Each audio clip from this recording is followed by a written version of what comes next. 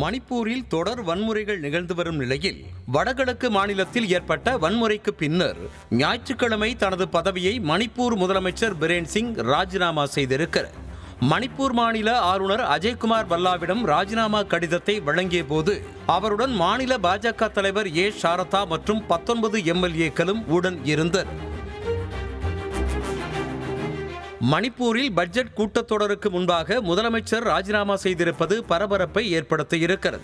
பிரேன் சிங் தனது ராஜினாமா கடிதத்தில் ஒவ்வொரு மணிப்பூரியின் நலனையும் பாதுகாக்க மத்திய அரசின் திட்டங்களை செயல்படுத்தியதற்காக நான் மிகவும் நன்றி உள்ளவனாக இருக்கிறேன் என்று குறிப்பிட்டார். ராஜினாமா செய்வதற்கு ஒரு நாள் முன்பு பிரேன் சிங் தனது அரசு வன்முறையால் பாதிக்கப்பட்ட மாநிலத்தில் அமைதியை மீண்டும் நிலைநிறுத்த அனைத்து முயற்சிகளையும் மேற்கொண்டு வருவதாக கூறியிருந்தார்.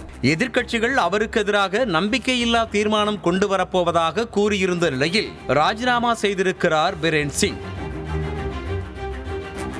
பிரேன் சிங்கின் ராஜினாமாவிற்கு முக்கிய காரணமே மணிப்பூர் வன்முறைதான். பழங்குடியினர்களான குக்கி இனத்தவர்கள் இடஒதுக்கீடு மற்றும் பொருளாதார ரீதியாக அனுபவித்து வரும் சலுகைகளை மெய்ட்டி இனத்தவர்களும் அனுபவிக்க வேண்டும். அதனை கருத்தில் கொண்டு மாநில அரசு மெய்ட்டி இனத்தவர்களையும் பழங்குடியினர் பட்டியலில் இணைப்பது குறித்து பரிசீலிக்க வேண்டும் என கடந்த வருடம் மணிப்பூர் நீதிமன்றம் உத்தரவிட்டது. இந்த உத்தரவு அமல்படுத்தப்பட்டால் தங்களின் உரிமைகள் பறிபோகும் என கூறிய குக்கி இனத்தவர்கள் ஆங்காங்கே போராட்டம் நடத்த துவங்கினர். இந்த போராட்டம் நாளடைவில் இரு இனக்குழுக்களுக்கும் இடையிலான வன்முறை கடந்த வருடம் மாறியது. இதில் இதுவரை 250 பேர் கொல்லப்பட்டுள்ளனர். 60,000த்திற்கு மேற்பட்ட மக்கள் இடம்பெயர வைக்கப்பட்டு முகாம்களில் தங்க வைக்கப்பட்டுள்ளனர்.